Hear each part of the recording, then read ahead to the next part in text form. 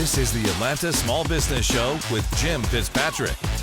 Hello everyone, I'm Jim Fitzpatrick. Thanks so much for joining us on another edition of the Atlanta Small Business Show. On today's show, we're pleased to welcome Tracey Carothers and Leslie Kuban.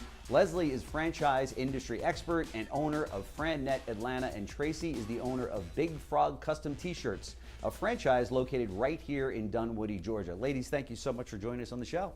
Good morning. Good morning. Thank you. Sure, so Big Frog Custom T-Shirts, that sounds like a lot of fun. It's super fun. Oh my gosh. Tell us a little bit about the business and who your customers are and such. Our business model is really direct-to-garment printing in a brick-and-mortar store, and it's really a boutique kind of shop. So if you're a small business or a large business and you're doing a fundraising event and you want a t-shirt, come on in, I'll print them out. Or if you're just a mom that needs a shirt for your child's soccer team, we'll put that out for you as well. I bet. Yeah. I bet you do a lot of family reunions and things like that. Church organizations, I would imagine, give you a call and say we're having a weekend event that we'd love to have t-shirts made for. Right. Yeah, that's pretty cool. Yeah. So when you're out in the community and you see these kind of huge reunions and everyone's got their family tree on, we'd love to do that for you. That's great. And as you know, we were talking before the interview got started, I used your service a few times and I couldn't believe the quality and how fast the turnaround came. You know, I think we placed the order in the morning and we walked out with t-shirts that day, which blew us away. Yeah.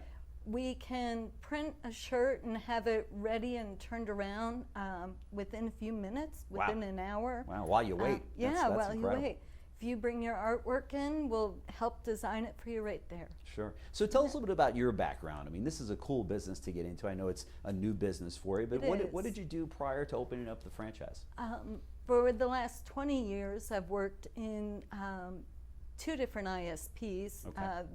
My last role was at Cox Communications, Director of Technology Change Management. Wow, that's a big position. Yeah, it's a lot of fun. Sure. And so when you take those leadership roles and you have that kind of skill set, you really want to kind of go out and branch out on your own and see what it looks like, you know? Yeah, that's fantastic. And did you feel as though that background helped you in a big way to open up the franchise? It really did. I think, so Leslie's the one that really helped me kind of get into this business and select Big Frog, but she did an assessment of my skills and what my financial goals are and where we're at, and Big Frog really just hit that sweet spot. That's neat. And plus it's community engagement and having that company that's out there working with the Chamber of Commerce and working with my Rotary Club and those kind of things. That's just really bring it all in. Yeah, for sure. Leslie, talk to us about that. When somebody like Tracy comes to you and says, hey, I'm leaving my old profession here and I want to try something new and open up a franchise, and probably this was the furthest from her mind, but she said you did an assessment. Talk to us about that and the importance of that. Yes, and I think Tracy is among the majority who would say she didn't come into my office asking to get into the t-shirt business. Right. She wanted to do something, but didn't know what. And there's an assessment tool that we use that looks at a person's motives, their values, what their strengths and weaknesses are. But that's one piece of that puzzle. It's really a whole conversation. The business has to make money, so we've got to talk about a person's, financial needs and goals and all of this. But a lot of the intangibles too. Like we talked about how you wanted something that was fun and interesting, but also fairly straightforward. That you didn't have to over-explain what it was. It wasn't a difficult to explain kind of business. And she was already engaged in Rotary and Habitat for Humanity, so finding something that would be a good business, an extension of her business skills, but also something that tied in some of the personal interests. So what did you think when Leslie said to you, I think I've got the perfect franchise for you, and you're not going to believe what it is? So she gave me 3 very different franchises to kind of date, if you would, because I think of you as a matchmaker. Yes. Okay. So, Doing that, I tried all 3 on to see how it felt, and when I talked to the Big Frog franchise group, they gave me the best support, the most information, if you would. They were very open. That's big, very, very important, right? When you're thinking about a franchise. And they just seem to have a model set up where they really support you as you're in that pre-open phase, because you need a lot of patience there. Sure. So, when she came at me with the T-shirt, I was like, T-shirts? Am I on a boardwalk? This doesn't, where's the airbrush, right? Sure. But it was just super fun. And it just felt like such a great match. Right. So talk to us about making that leap, no pun intended with the frog, but making that leap in doing this and saying, okay, Leslie's, informed me about this. You met with the people at the company, as the franchisor, and then you've got to now, it's pen to paper, I should say, in some cases pen to check, right? To say, all right, we're going to ink this deal, I'm going to do it. Talk to us about that. So I've really worked with my husband, Matt, on what we wanted, how much time we wanted to commit to a business.